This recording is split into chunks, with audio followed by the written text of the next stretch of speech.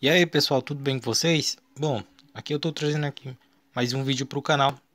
Dessa vez aqui continuando aqui os assuntos aqui dos artigos aqui do Código Penal. Dessa vez vamos falar sobre o artigo 23 do Código Penal, que vai falar aqui a exclusão de ilicitude. Então vamos lá. Vamos lá aqui ler a redação do artigo. Artigo 23. Não há crime quando o agente pratica o fato. A inciso 1 tem estado de necessidade. Inciso 2 tem em legítima defesa. E o inciso 3 em distrito cumprimento do dever legal ou no exercício regular do direito. E aqui temos o excesso punível. Parágrafo único. O agente, em qualquer das hipóteses, em qualquer das, o agente, em qualquer das hipóteses deste artigo responderá pelo excesso doloso ou culposo. Então vamos lá. Antes da gente aqui começar a falar do artigo, seria interessante falar o que seria uma ilicitude. Uma ilicitude, uma ilicitude trata-se de uma relação do antagonismo de contrariedade que se estabelece entre o fato típico e o ordenamento legal, em que a conduta do agente expõe o perigo de dano ou de lesão ao bem jurídico, penalmente protegido e também conhecido como antijuricidade. E no seu sentido mais direto, a ilicitude significa a discordância entre a conduta humana e a norma jurídica. A doutrina ela traz alguns conceitos em relação à ilicitude, como a ilicitude como uma forma material ou material, licitude formal, material, subjetiva e objetiva. A ilicitude formal ocorre quando tem a contrariedade do fato ao ordenamento jurídico. Ao ordenamento jurídico. A ilicitude material seria o antagonismo da conduta em relação ao que se entende por meio, por meio ao correto e justo no meio social. Ou seja, pessoal, será, será a transgressão de interesses vitais da sociedade. A ilicitude subjetiva seria que o agente ele deve ter consciência da sua conduta criminosa. Já a ilicitude objetiva seria a conduta do agente onde independentemente da capacidade de análise, para que tenha a ilicitude, basta que a conduta esteja escrita como crime. Não precisa que o autor tenha, é, tenha conhecimento da ilicitude. Bom, agora já falado aí sobre o que seria a ilicitude, pessoal. Agora nós vamos falar aqui,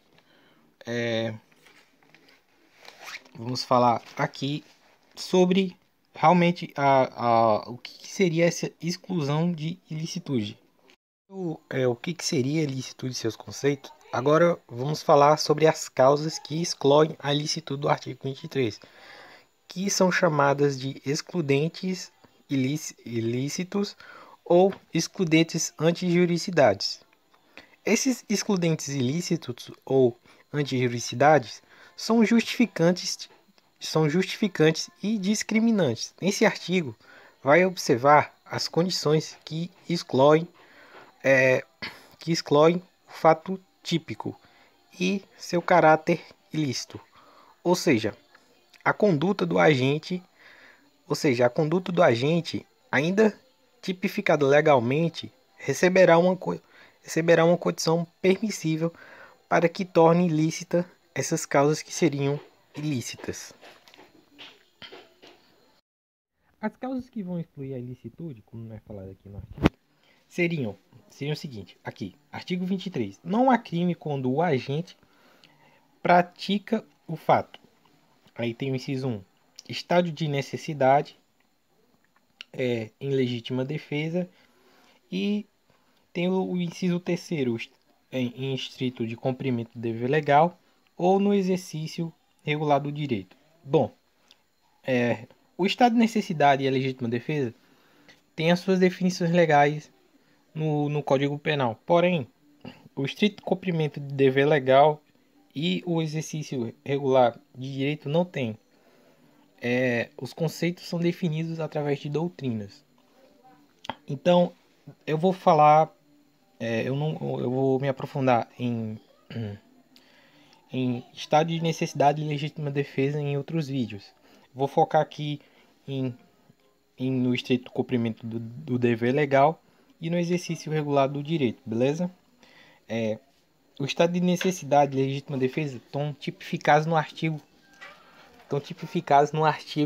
24 e no artigo 25.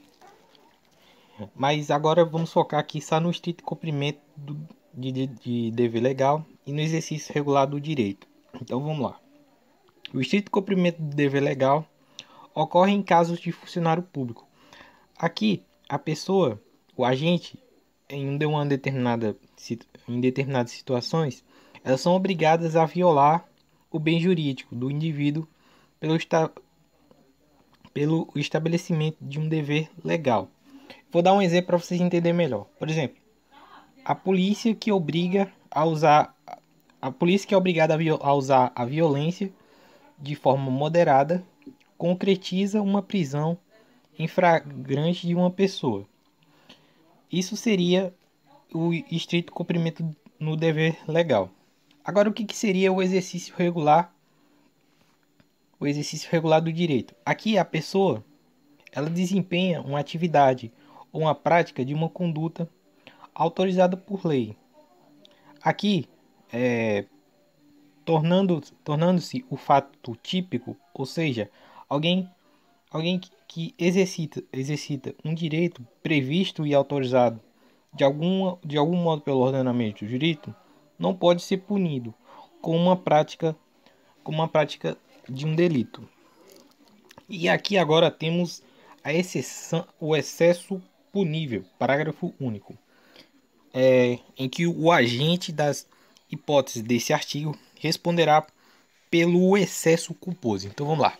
Quando o agente ele extrapola de forma dolosa ou culposa, seria o seguinte: o excesso doloso é quando o agente, conscientemente, propositalmente, causa ao agressor, ao se defender, uma maior lesão do que seria necessário para repelir o ataque. No caso, por exemplo, seria uma legítima defesa, um excesso na legítima defesa.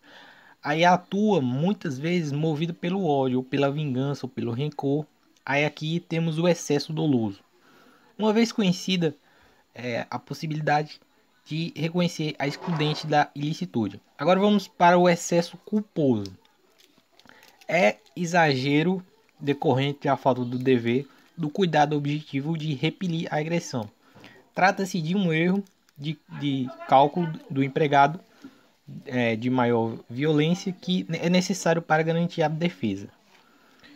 Bom, o vídeo era isso. Eu espero que vocês tenham entendido e tenham gostado também. Eu vou ficando por aqui. Qualquer dúvida vocês podem falar aí nos comentários, beleza? Um forte abraço e falou! Observação que eu me lembrei agora quando eu estava editando o vídeo é que